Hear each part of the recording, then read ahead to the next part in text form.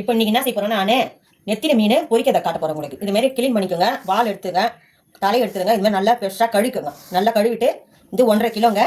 வீட்டு மிளகாத்தூள் 2 டீஸ்பூன் எடுத்துக்கோங்க. சோள மாவு 3 டீஸ்பூன் எடுத்துக்கோங்க. வெறும் மிளகாத்தூள் 1 டீஸ்பூன் எடுத்துக்கோங்க. இப்போ பெசந்துக்கலாம் காட்டுறோம் பாருங்க. சால்ட் போட்டுக்கலாங்க. 1,5 டீஸ்பூன் போட்டுக்கலாங்க.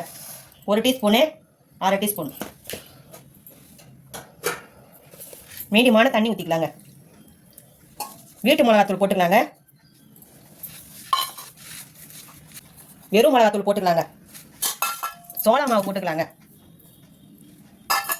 தண்ணி மீடியமாக ஊற்றிக்கலாங்க. நிறைய ஊற்ற வேணாம். எல்லாத்தையும் போட்டு ஒரு கலர் கலரிக்கலாங்க. பக்குவமாக இது மாதிரி பண்ணியாச்சுங்க. மீடியமான தண்ணி ஊற்றி இந்த மாதிரி நீங்கள் எடுத்துக்கணும். எப்படி இருக்கு பாருங்க. இந்த மாதிரி பண்ணிக்கணும். பண்ணிவிட்டு ஒன்று ஒன்றா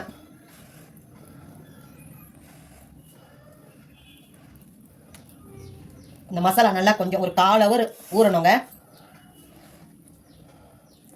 தலையை எடுத்துருங்க, உடம்பையும் எடுத்துருங்க. அப்போ தான் உங்களுக்கு ருசி வரும். ஃப்ரெஷ்ஷாக நல்லா கழுவிக்கோங்க.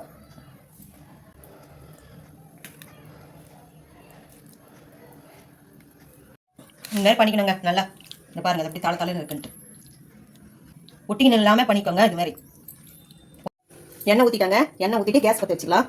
எண்ணெய் காயிட்டோங்க.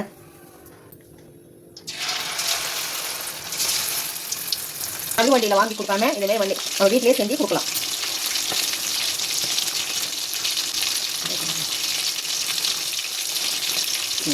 இப்போ திருப்பி போடலாங்க.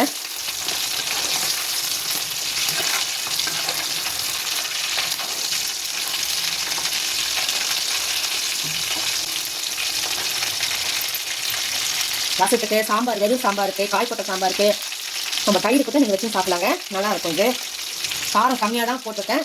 நீங்களும் காரம் கம்மியாக போட்டு பசங்களுக்கு செஞ்சு தரலாங்க. காரம் வேணுன்றவங்க அதிகமாக போட்டுக்கலாங்க.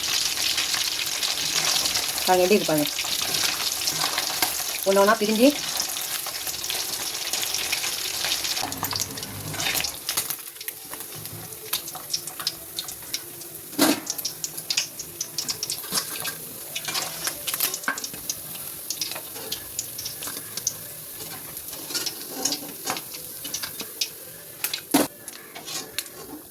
இந்த வீட்டில் செஞ்சு பாருங்க. நெத்திலி மீன் இது.